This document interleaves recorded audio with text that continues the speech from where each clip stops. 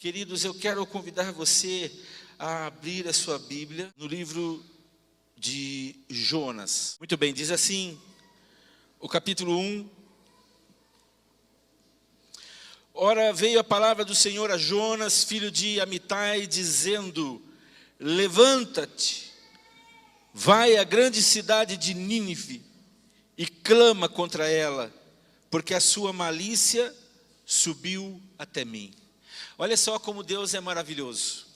Deus está chamando Jonas para se levantar e ir até uma cidade chamada Nínive.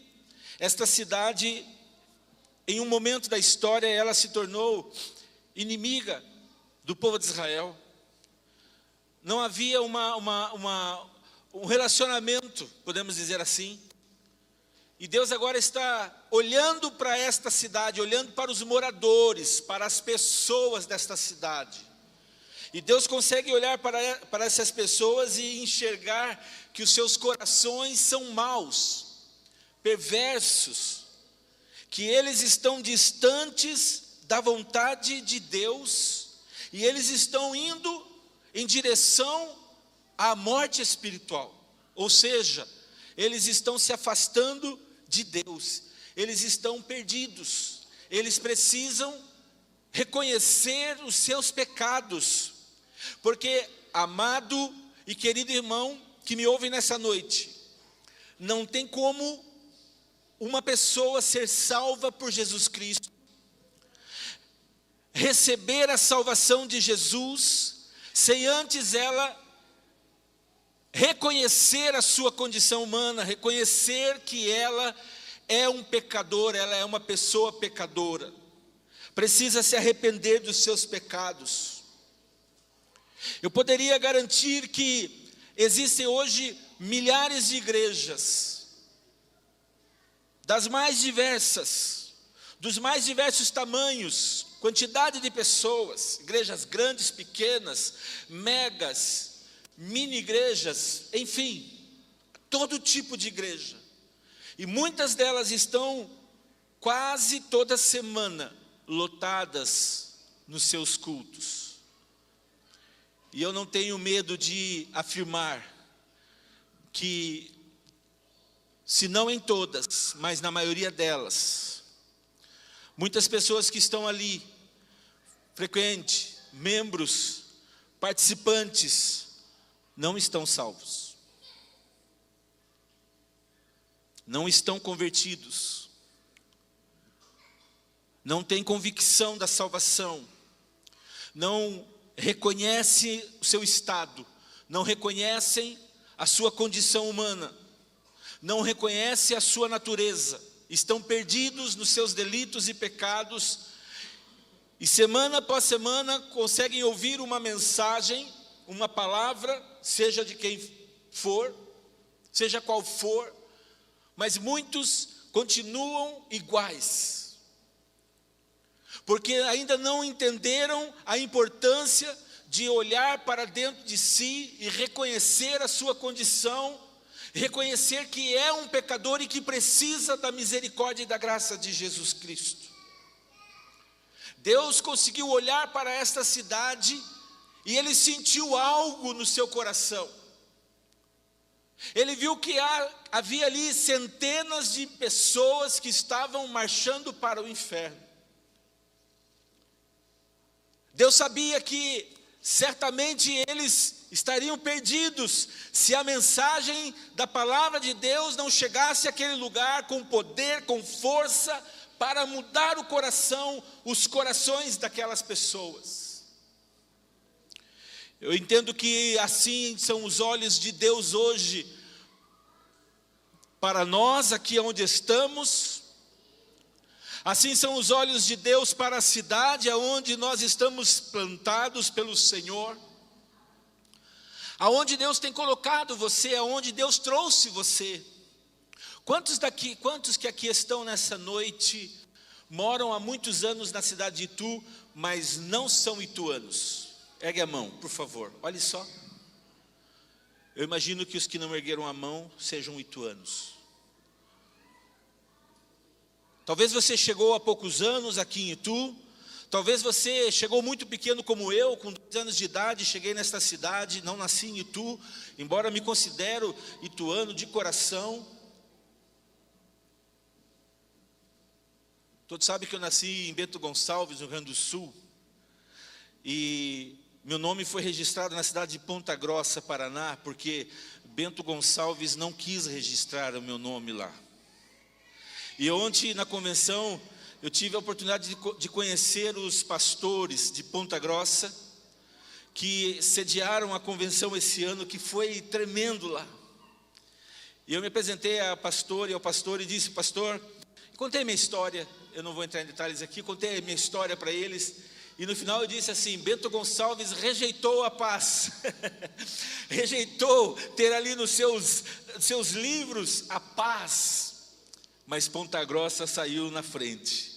Ponta Grossa recebeu ali com alegria, e ela falou: então o senhor é um pontagrossense também? Eu falei: eu também sou um pontagrossense. Mas a verdade é que Deus planejou e sonhou em nos trazer para cá. Trouxe a minha família, trouxe a mim, trouxe a você. Ele tinha planos, Ele tinha propósitos. Plantou-nos aqui nesse lugar. Agora não pense você que o Senhor fez isso apenas para que você pudesse morar numa cidade diferente. Não, Deus tem um propósito. Para alguns Deus tinha o propósito, o plano de trazê-los para Itu, para que em Itu o Evangelho chegasse à sua casa. Olha que tremendo. Para alguns o Senhor trouxe para Itu, para que o Evangelho fosse pregado através de você a pessoas que estavam aqui. O Senhor escolheu você para isso, para testemunhar, para alcançar os perdidos. Por quê? Porque Deus ama as pessoas. Deus ama as pessoas que compõem uma cidade. Deus amava os moradores de Nínive. E esse amor era tão grande que o impulsiona a levantar alguém que era o condutor da sua palavra, da sua voz. E diz a ele: levanta-te, vai, levanta-te, se mexe, faz alguma coisa. Vai à cidade, a grande cidade de Nínive, e clama contra ela, porque a sua malícia subiu até mim. Olha como Deus é misericordioso, longânimo. Ele estica o tanto do seu amor para que ninguém se perca. Mas ele conseguiu ver a malícia daquela população. E ele estava preocupado porque eles iam se perder. E Jonas, esse a quem o Senhor chamou, porém, levantou-se. Ele se levantou, ele se moveu, ele se fez alguma coisa.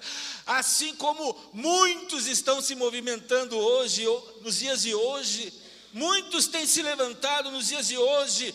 Jonas se levantou, diz a palavra de Deus, não para ir a Nínive, para cumprir o pedido de Deus, mas ele se levantou para fugir da presença do Senhor, para Tarsis, como coisa que nós conseguiríamos. Davi já sabia disso, e ele diz: para onde eu fugirei da tua presença? Se eu for ao monte mais alto, tu estás. Se eu for ao fundo do abismo, lá o Senhor estará também. Não tem para onde fugir da presença de Deus. Mas Jonas levanta-se, porque aquilo não agradou o seu coração. Jonas não queria, por algum motivo, ele não queria ir até Tarsis, a Nínive, para pregar a mensagem, e decidiu ir para outra cidade. Jonas sabia do seu chamado, Jonas sabia da sua missão, Jonas tinha ouvido a voz de Deus, mas ele decidiu ir para outro lugar. Ele decidiu fazer do seu modo, ele decidiu fazer do seu jeito, porque ele tinha suas próprias razões. Eu quero te dizer uma coisa: você não pode jamais viver baseado nas tuas próprias razões. Nós temos que estar sempre antenados, atentos à voz de Deus, à voz do Espírito. Temos que ouvir as razões de Deus, e a razão de Deus sempre será o amor pelo perdido, o amor pelo pecador, o amor pelo ser humano, seus filhos.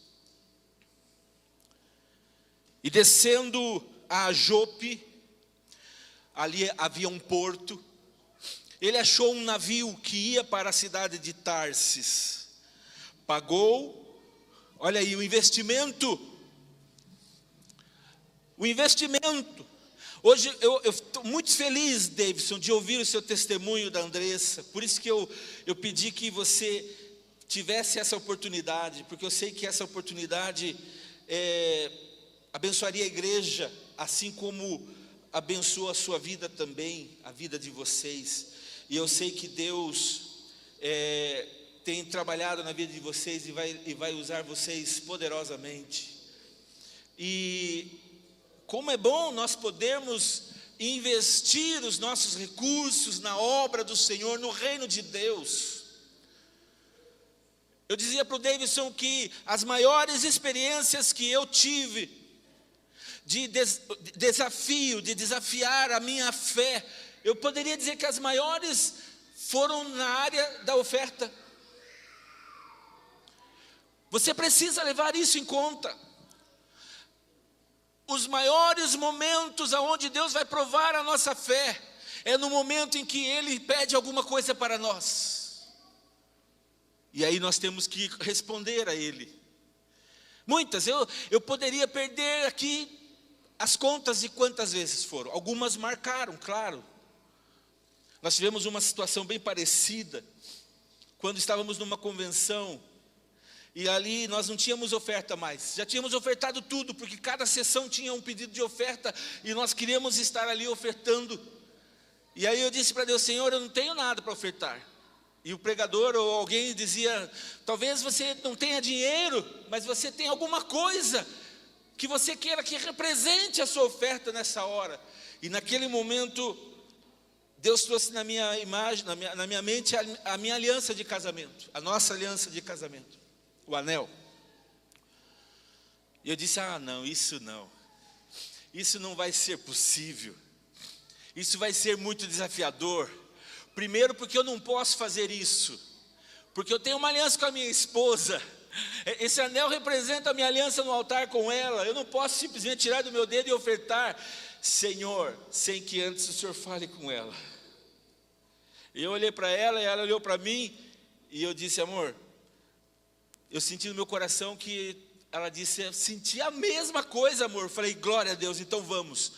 E fomos ao altar e deixamos ali ofertado as nossas alianças do nosso casamento. Que alegria, não é tristeza. Que alegria, é algo poderoso você investir na obra do Senhor, no reino de Deus. Era o que nós podíamos ofertar naquele dia. Voltamos para casa. Essa aqui já não é mais a aliança a nossa primeira aliança. Voltamos para casa certos de que fizemos a coisa certa.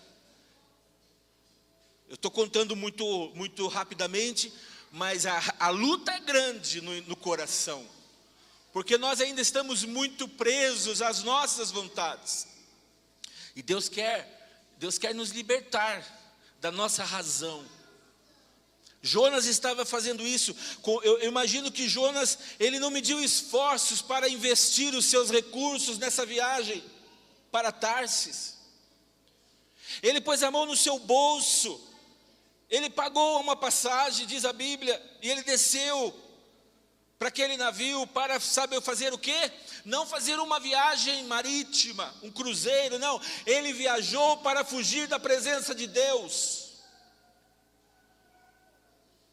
A melhor coisa é quando nós investimos os nossos recursos para fazer a vontade de Deus, porque o retorno é certo, não tem perigo de descapitalizar, não tem perigo da bolsa cair, não tem perigo de você perder os seus recursos, não tem perigo, porque Deus é o maior investimento que eu e você podemos fazer e confiar. O reino de Deus vale a pena, fazer a vontade de Deus vale a pena. Mas tinha algo incrustado no coração de Jonas. E o problema de Jonas era com os ninivitas.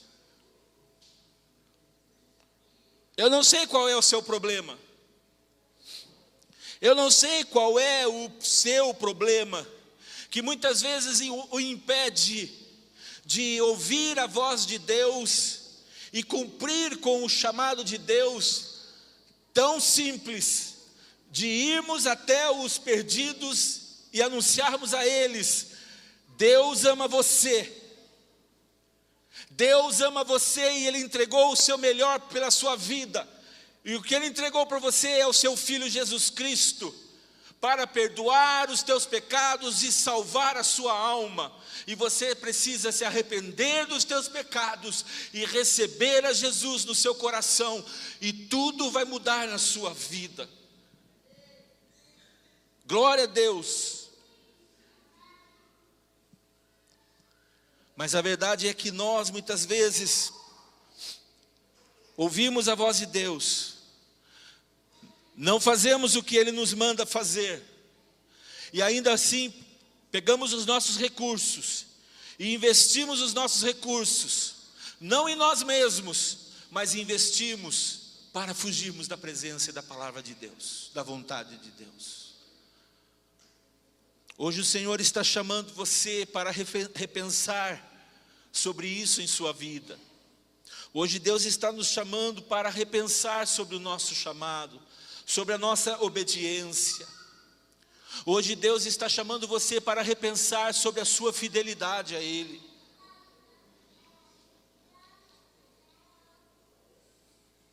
Verso 4: mas o Senhor lançou sobre o mar. O Senhor lançou sobre o mar um grande vento. Diga comigo: um grande vento. E fez-se no mar uma grande tempestade. Diga: uma grande tempestade. De modo que o navio estava a ponto de se despedaçar. Olha só o que Deus precisa fazer para chamar a atenção de Jonas. Enviar um grande vento ao mar. Formar ali uma grande tempestade para chacoalhar aquele navio, para chacoalhar a vida de Jonas, para chacoalhar o seu coração. Deus teve que fazer com que as coisas quase saíssem da direção daqueles que manejavam o timão daquela embarcação. Então os marinheiros tiveram medo e clamavam cada um ao seu Deus e alijaram ao mar, ou seja, jogaram ao mar a carga que estava no navio para aliviarem. Jonas, porém, descera ao porão do navio e, tendo-se deitado, dormia um sono profundo. Cutuca seu irmão aí e diz assim: meu irmão, qual é o nível do teu sono nessa noite?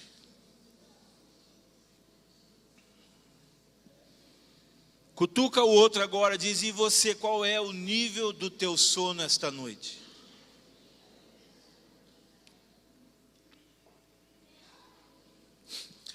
Porque o sono de Jonas, o nível do sono de Jonas, a Bíblia está dizendo que era um sono profundo.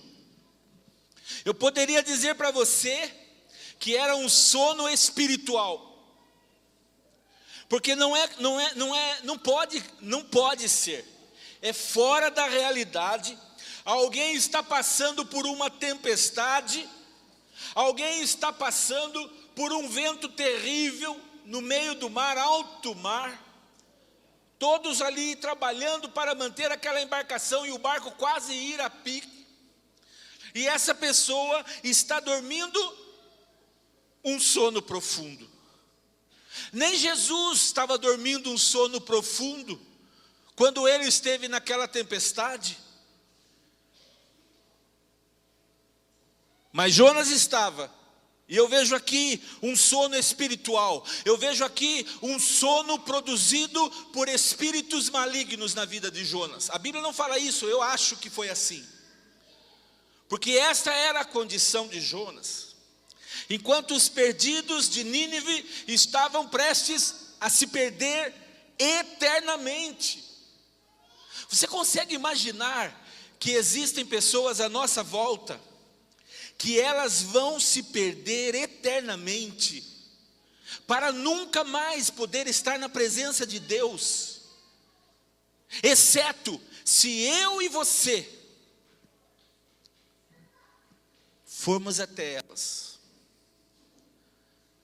exceto se eu e você nos levantarmos do nosso lugar de conforto, nos despertarmos do sono, dispor o nosso coração e pregarmos a palavra a ela. O Jonas, na minha opinião, nesse momento foi um profeta desleixado. Fez aqui uma pataquada só, como nós já ouvimos, né? Só faltou a Bíblia dizer que ele deu com os ombros para Deus, tipo, se vira. Verso 6, o mestre do navio. O mestre do navio, pois, chegou-se a ele e disse-lhe: que estás fazendo, ó tu que dormes? Vai lá o marinheiro e chega para o profeta e acorda ele. E diz: o que você está fazendo? Você que está dormindo. Levanta-te, clama ao teu Deus, talvez assim ele se lembre de nós, para que não pereçamos. Olhe só o cenário, tente entender o que está acontecendo aqui. Homens que não temiam ao Deus de Jonas, homens que tinham deuses de letra minúscula. Eles estavam orando aos seus deuses, buscando aos seus deuses. E um deles, o marinheiro, o chefe daquela embarcação, vai lá para aquele que é o crente, para aquele que é o que vai à igreja todo domingo, para aquele que acredita na palavra, para aquele que profetiza, aquele que ora em línguas, aquele que busca os milagres de Deus, aquele que crê em tudo isso, mas está dormindo. E ele diz: ei, clame ao teu Deus. O que é que você está fazendo aqui? Só que ele diz: clame ao teu Deus com letra minúscula, porque eles não conheciam o Deus de Jonas. Eles achavam que era um Deus como o deles. Eles rebaixam o Deus de Jonas ao Deus deles. É assim que o mundo faz conosco, quando nós nos calamos. É assim que o mundo faz com a igreja, quando a igreja não cumpre o seu chamado. Rebaixa, zomba de nós, rebaixa a nossa fé. Eu sei que jamais alguém poderia fazer isso, porque ninguém pode contra o braço forte do nosso Deus. Mas eles se levantaram e foram até lá. Levante-se, clame ao teu Deus, talvez assim ele se lembre de nós, para que não pereçamos. E dizia cada um ao seu companheiro: vinde, vamos lançar aqui sortes, vamos fazer um jogo, vamos tentar adivinhar aqui, para sabermos por causa de quem nos sobreveio este mal. Eu não sei qual é a sua interpretação para isso. Eles jogaram sorte ali, o jogo dos palitinhos, só que ali talvez já eram os dadinhos. Eles mexeram os pauzinhos. Você entende essa expressão? E tinha alguém por trás disso, e entregou o Jonas para eles, porque diz o resultado que eles lançaram sorte, e a sorte caiu sobre Jonas. Eu posso garantir para você que Satanás estava ali para ver as coisas saírem do controle completamente, acusando, dizendo: ó, eu não vou entrar nesse negócio, não quero dizer quem é, ó, mas ó, é ele lá, ó, o culpado. E aí cai em Jonas. Então lhe disseram, foram lá: ei, declara-nos tu agora, a sorte caiu em você. Nós acreditamos nesse negócio. A sorte diz que é você o culpado. Declara para nós por causa de quem nos sobreveio este mal. Que ocupação é tua? Aí pegaram a ficha completa. de Jonas. Vamos, rápido, mão na cabeça, perna aberta. Perdeu, mané, não fala nada. Quero saber agora, só responda o que eu estou querendo saber. Qual é a ocupação tua? O que você está fazendo aqui? De onde você está vindo? Qual é a tua terra? De que povo você é? E aí Jonas, a partir daí, não teve mais como esconder. Respondeu-lhes: eu sou hebreu, e eu temo ao Senhor, o Deus do céu, o Deus que fez o mar, o Deus que fez a terra seca. Então, estes homens encheram de grande temor.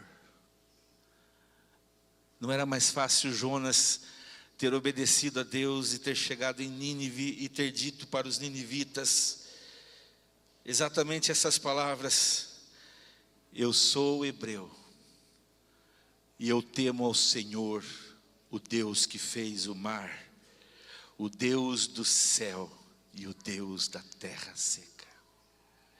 E certamente os ninivitas também, como esses homens, teriam com seus corações se enchido de grande temor. O problema é que nós ficamos presos na nossa razão, naquilo que nós acreditamos, naquilo que nós achamos que tem que ser, como nós achamos que tem que funcionar. Não é assim. Nós temos simplesmente que nos lançar completamente confiando no nosso Deus. Então esses homens se encheram de grande temor e lhe disseram: que é isso que fizestes? Pois sabiam os homens que fugia da presença do Senhor, porque ele tinha contado para eles. Verso 11, ainda lhe perguntaram: e o que nós vamos te fazer agora, para que o mar se acalme, porque nós vamos morrer? Pois o mar se ia tornando cada vez mais tempestuoso. Não adianta, irmãos, não adianta. Enquanto você fugir de Deus, enquanto você fugir de Deus, Deus irá atrás de você, não tem como. Porque Deus, quando levantou você, quando te deu um propósito, colocou um propósito no teu coração, no coração dele sobre você, ele vai até o fim para cumprir isso na sua vida. Agora eu quero te dizer uma coisa: você pode vir pelo meio mais fácil, ou você pode ir pela maneira mais difícil, mas aquilo que Deus determinou que vai acontecer, irá acontecer até o fim. Aí ele diz que a boa obra que ele começou em nós, ele há de terminar até a vinda do Senhor. Agora, esse contexto está para aqueles que se entregam ao Senhor, aproveitam todos os detalhes. Eu sei que muitos não puderam estar ali na convenção ontem, por vários motivos: trabalho, de última hora o chefe chamou, não deu para ir, faltou dinheiro, faltou vontade, mas eu quero te dizer uma coisa: não desperdice nenhum momento que você puder para estar na presença, para estar no centro da vontade de Deus, para responder para Deus, porque esse tempo vai passar na sua vida e vai ficar uma lacuna na sua história, e essa lacuna não volta mais atrás, nada preencherá essa lacuna na sua história. Você pode ouvir os testemunhos aqui, que aliás nós nem demos a oportunidade nessa noite. Eu entendi que eu não deveria dar, com exceção da experiência do Davidson. Mas você que não pôde ir, é triste dizer isso, mas é verdade. Ficou uma lacuna na sua história. Vai faltar esse momento. Eu imagino que o Ney deve estar muito triste, porque na última hora o chefe mandou ele ficar, e ele teve que ficar. Mas ficou uma lacuna. Todas as convenções o Ney estava presente, mas tem uma que dessa vez não deu. Mas Deus sabe de todas as coisas, Ney. Deus sabe de todas as coisas. A verdade é que o esforço precisa partir de nós. Você que poderia ir e não foi, perdeu uma grande oportunidade. Tivemos até o próprio motorista da igreja, olha que privilégio. Foram bem guiados, né, Marcos? Deus te abençoe, Marcos. Foi uma bênção ter você ali, junto com a sua esposa, né? Foi mesmo.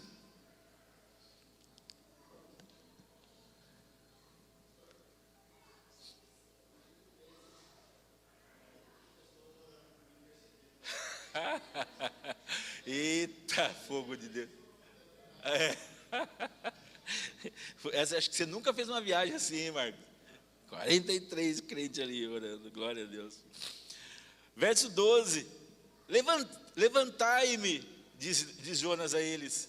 O que vocês precisam fazer, que vai resolver o problema de vocês, levante-me e me lance ao mar, e o mar vai se aquietar, porque eu sei que por minha causa vos sobreveio esta grande tempestade. Querido irmão, eu não sei você no lugar de Jonas o que teria feito. Eu acho que talvez aqui nesse momento, ou não, eu já estaria me arrependendo. Eu já estaria de joelho na conversa daquele navio, clamando: Pai, tenha misericórdia da minha vida, porque eu fiz a pior decisão da minha vida, estou levando um monte de homens a morrer comigo.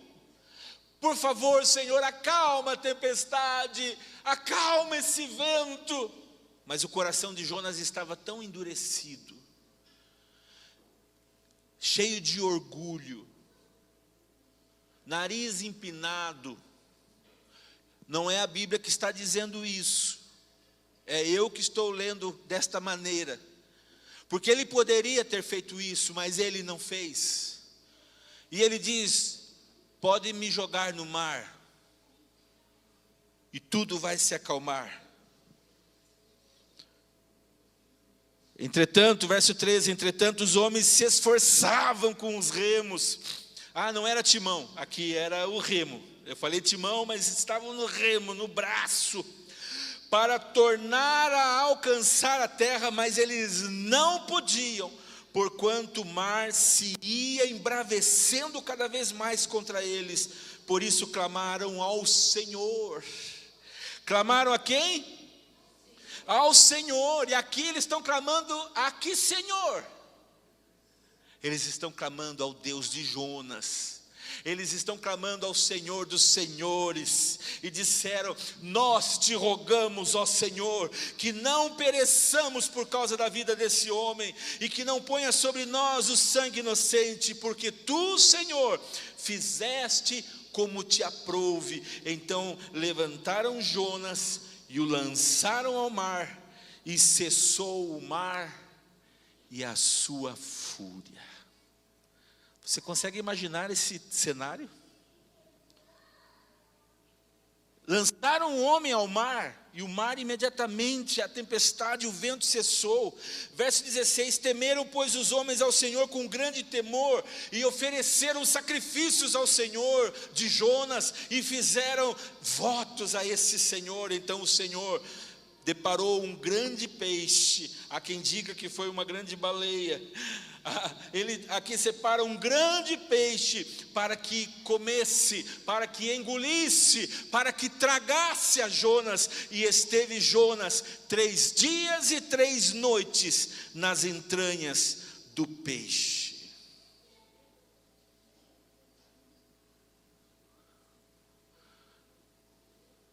Você sabe que a baleia não tem dente?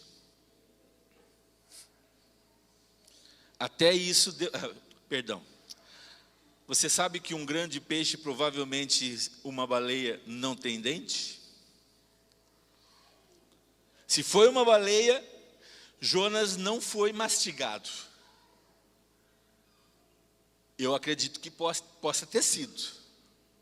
Porque a misericórdia e o amor de Deus é tão grande, que ele ainda escolheria um grande peixe que não faria nenhum dano ao seu filho. Porque o negócio aqui não era com Jonas Entenda isso.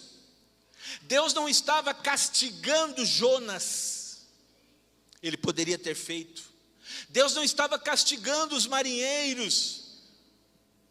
Deus estava apenas trabalhando na vida do seu servo, que estava com o coração endurecido, com o seu coração cheio de orgulho, provavelmente de soberba, cheio de razões. Como pode Deus se preocupar com um povo tão pecador como esses ninivitas, que tentaram contra nós, o nosso povo hebreu? Como pode Deus amar um povo assim?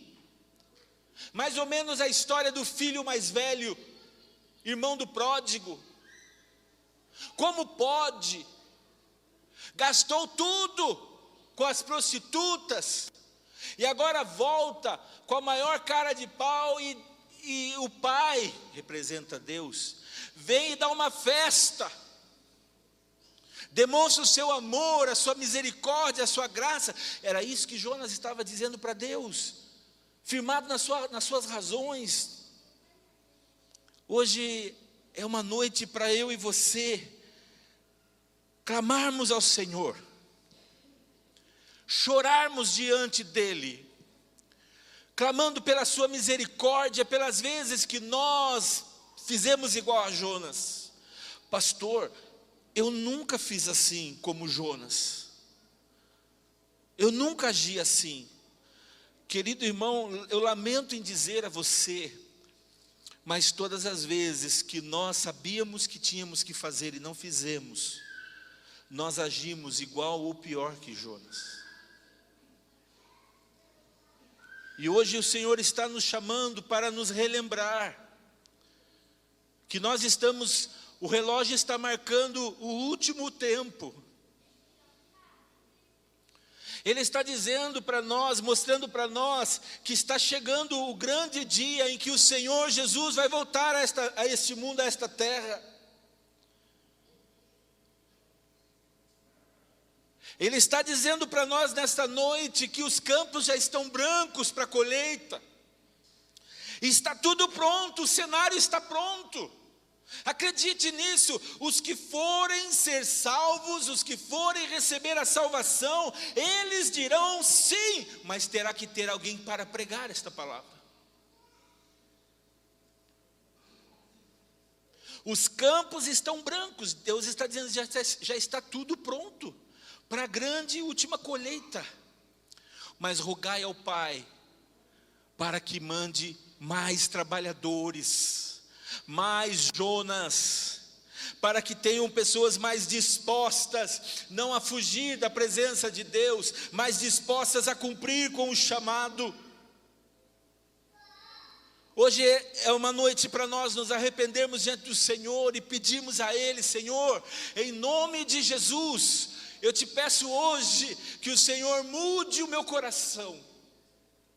Eu quero, Senhor, sentir mais empatia pelas pessoas,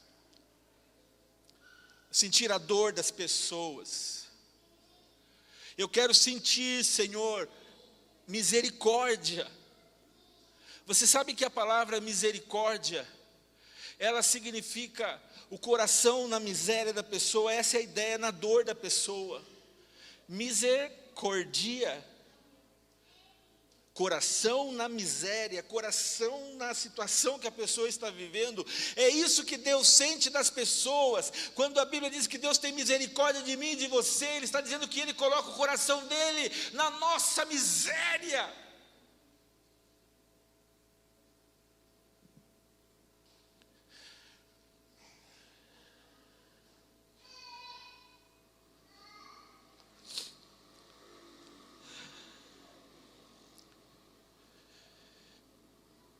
É isso que Ele está dizendo para nós, que hoje nos arrependamos diante dEle, mas não sair daqui para voltarmos a viver uma vida normal, na expectativa que tenha um próximo domingo, onde possamos ouvir uma mensagem como essa novamente. Não. para que nós saiamos daqui hoje decididos a clamar, a pedir ao Senhor: Senhor, meu coração precisa sentir empatia pelas pessoas. E hoje, Senhor, o meu coração não sente isso. Hoje, eu não sinto o amor pelo perdido como o Senhor sente. Talvez nós precisamos ser um pouco mais sinceros com Deus. Mas a questão é que eu quero o Senhor. E talvez eu não sei como, Senhor, chegar a isso, mas o Senhor sabe, e eu vou me entregar completamente nos teus braços, sabendo que o Senhor vai me fazer sentir o amor por aqueles que estão perdidos. Deus foi tão misericordioso, irmãos, com Nínive, tão misericordioso com os marinheiros,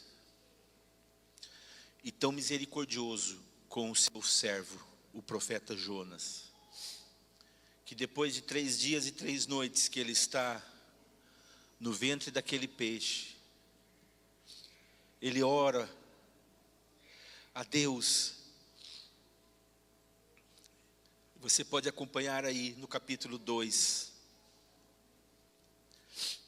E orou Jonas ao Senhor Deus, lá das entranhas do peixe.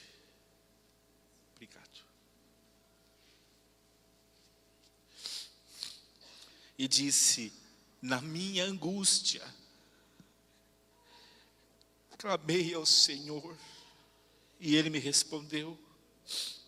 Do ventre do Seol, Ele estava dizendo do meio, do ventre da morte, eu gritei, e tu ouviste a minha voz, pois me lançaste no profundo, no coração dos mares, e a corrente das águas me cercou. Todas as tuas ondas, as tuas vagas, passaram por cima de mim, e eu disse: lançado estou de diante dos teus olhos. Como tornarei a olhar para o teu santo templo? As águas me cercaram até a alma, o abismo me rodeou, e as algas se enrolaram na minha cabeça. Eu desci até os fundamentos dos montes, a terra encerrou-me para sempre com os seus ferrolhos, mas tu, Senhor meu Deus, fizeste subir da cova a minha vida. Quando dentro de mim desfalecia a minha alma, eu me lembrei do Senhor, e entrou a ti a minha oração no teu santo templo. Os que se apegam aos vãos ídolos afastam de si a misericórdia, mas eu te oferecerei sacrifício com a voz de ação de graças. O que votei eu pagarei, ao Senhor pertence a salvação. Falou, pois, o Senhor ao peixe, e o peixe foi e vomitou Jonas na terra. Essa história, irmãos, não é um conto, é uma história real. Hoje Deus está dizendo para você: filho, você não precisa de um peixe. Você não precisa de um peixe. Tudo que você precisa hoje é ouvir a minha voz, é dispor-se.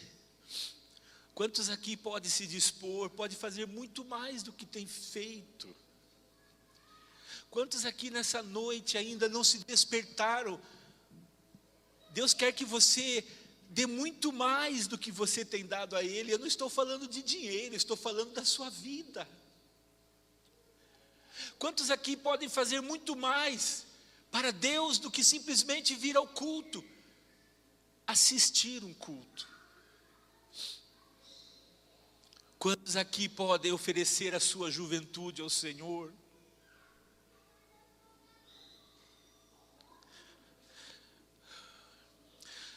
Eu me lembro ainda hoje, quando Deus me chamou para o ministério. E eu tive, graças a Deus, um pastor que me ajudou. E um dia ele me chamou e disse: Jalom, eu vou sair, eu vou viajar, e domingo que vem você vai pregar. Ele fez como eu fiz com você, Davidson. Só que ele foi mais misericordioso comigo do que eu fui com você. porque eu ainda tive uma semana para me preparar.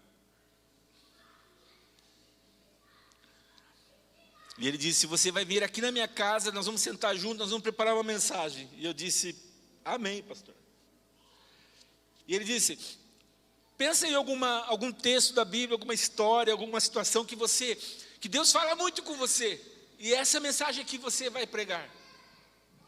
E eu vim, marquei o meu encontro com ele, sentei-me com ele e disse: tá bem, pastor, uma história que mexe com o meu coração é Jonas. E disse: então nós vamos preparar uma mensagem sobre Jonas e você vai pregar. E ele começou a me ajudar. Essa foi a primeira pregação que eu fiz na minha vida.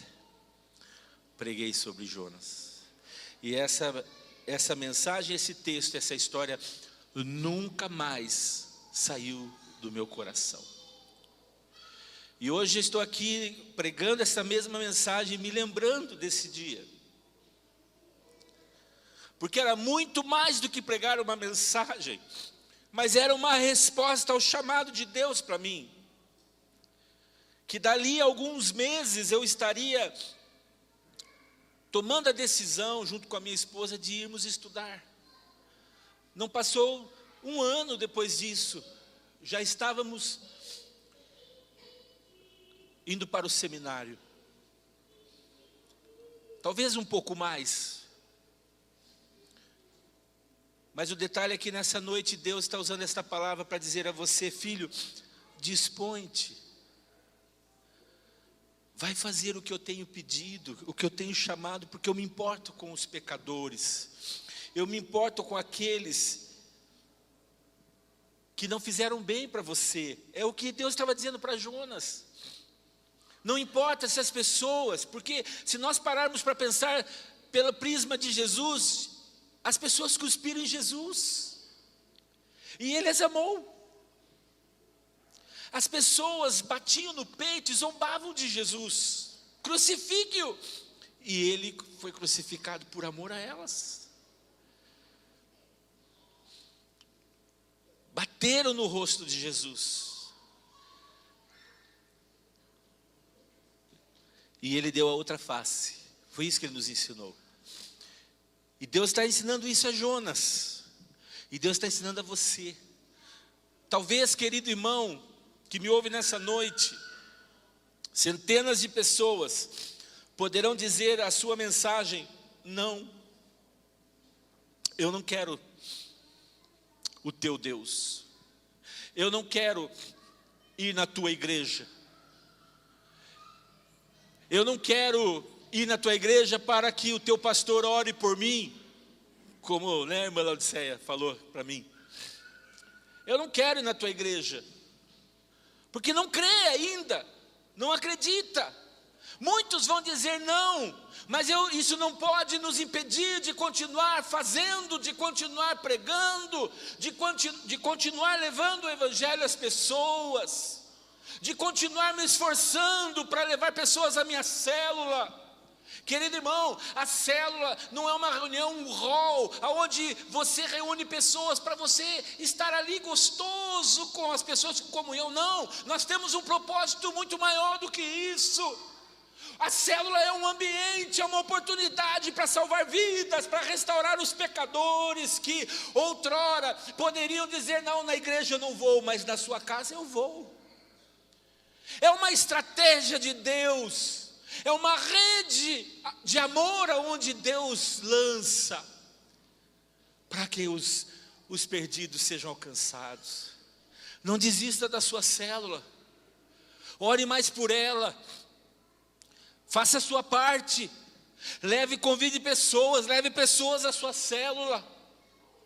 Não dependa do outro, não espere que o outro faça. O outro não faz, não, é você, porque não é o outro que vai estar ali diante de Deus dando satisfação a Deus sobre você, é você mesmo, sou eu mesmo, cada um de nós. Mude a história da sua célula. Mude a história da sua célula. É bom estar lá, é bom, é gostoso, é rir, é cantar, é louvar ao Senhor. Mas melhor ainda é se nós levássemos vidas para Jesus nas nossas células. Levante-se. Anime-se, fortaleça-se. Pastor, eu não tenho quem levar. Querido irmão, eu sei quem sabe aonde elas estão. É a Ele que você tem que buscar.